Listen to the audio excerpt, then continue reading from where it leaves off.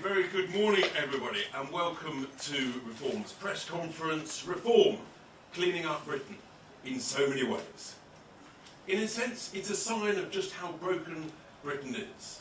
That if you look around our streets, our parks, our countryside, it's a mess. Everybody knows it, everybody feels it. People say when they arrive, whether it's in Dover or Gatwick or Heathrow, they then suddenly drive up our streets and our roads and they cannot believe the state of the United Kingdom.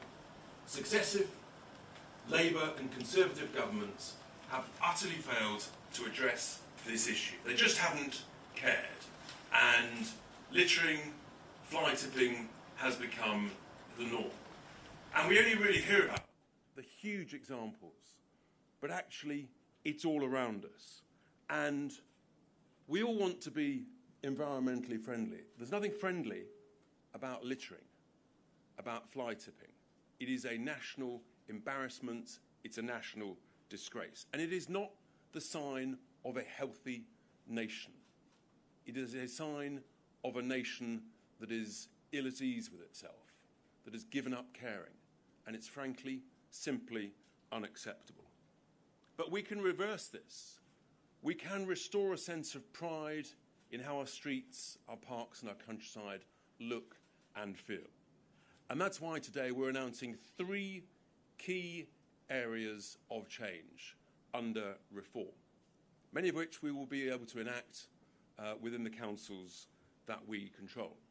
We'll be imposing substantial additional fines for fly tipping and proper enforcement. We need an annual National Action Day to rekindle civic pride in our communities. And our first one will be on Saturday, the 4th of July. All of our elected officials from our party and indeed other parties should join in and give that sense of pride in our respective communities. And then we need to tackle littering in a way that it's a key part of planning conditions for restaurants, for fast food outlets and the like. There has to be a sense of commitment, community feeling amongst businesses as well as individuals. So first up, getting tough on littering and fly tipping. At the local authority level, we can really get busy on this. We have to take it seriously at the councils with increased fines. And for example, fixed penalty notices for fly tipping, currently capped at £1,000. We need to change this. We need to say, no, that should be £5,000. Potentially, you can go to prison for 5 years, but in reality, no one ever does. There's no sanction, there's no deterrent. We need to change this. People just receive a slap on the wrist or maybe a fine of just a few £100s. A fixed penalty ceiling of £5,000. Vehicle seizure on second offence within 36 months. Seizing someone's vehicle permanently. We think that could have a real difference.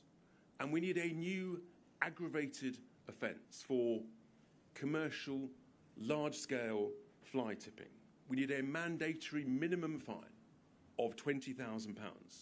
And again, vehicle forfeiture on conviction. People have to know that no longer is this acceptable. On the other side, we need to look at rewards and incentives for councils who do well with improved performance. And as sort of phase 2 of this, we'll also be carrying out some work to look at how other countries are doing this much better than we are, with their deposit return schemes and other incentives. And that's the reason why they look and feel so much tidier, so much cleaner. So that's a sort of phase 2 piece of work. Particularly with technology, we can do so much better. And also, we need to be willing to use AMPR cameras to spot the regular offenders. That's how we ensure people understand that it is just unacceptable to just throw out litter from your cars, vehicles, trucks, whatever. Sadly, it's become acceptable. Polling even shows it. Up to half people admit to littering. It is just completely and utterly, and it should be culturally unacceptable.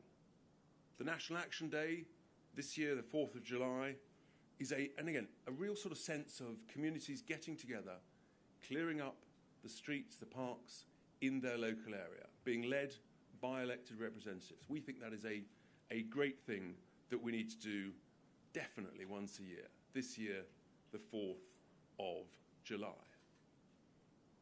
That is very important. And then the third thing, on planning. Yeah. We all use, when we're busy, fast food chains. But if you think about it, they do generate a disproportionate amount of litter. A Keep Britain Tidy survey showed that McDonald's packaging, for example, represented just under 30% of all litter. I know they'll get very grumpy with me, these wonderful outlets. Greggs 18%. Delicious, by the way, but nevertheless. KFC 8%. The list goes on. You get the point. Come on, folks. You can all do better. We've all used these outlets and seen bins overflowing with their own packaging. They need more bins, bigger bins, regularly emptied. If they do that, then they can comply with a licence. But actually, I think councils should be prepared to say that if fast food chains and outlets are continually responsible for litter around their premises and beyond, then they've got to think about the consequences. And the consequences could be that they lose their licence to operate. There has to be an incentive, and there has to be a sanction, and there has to be a proper deterrent. So with these things, we think that a real shift can occur, both personally, all of us as individuals, but also corporate responsibility from all of those fast food chains, small, medium and large, that are responsible for so much packaging. If we do this, we can make a real change. And the person who has, of course, been driving this for many, many years, and we're enormously grateful for the work that he's done over those years to try and get parties, groups, communities to believe in cleaning up Britain, is, I believe, the country's expert in this space, John Reid of Clean Up Britain, and I'm going to invite John to come to the lectern to say a few words. Thank you very much.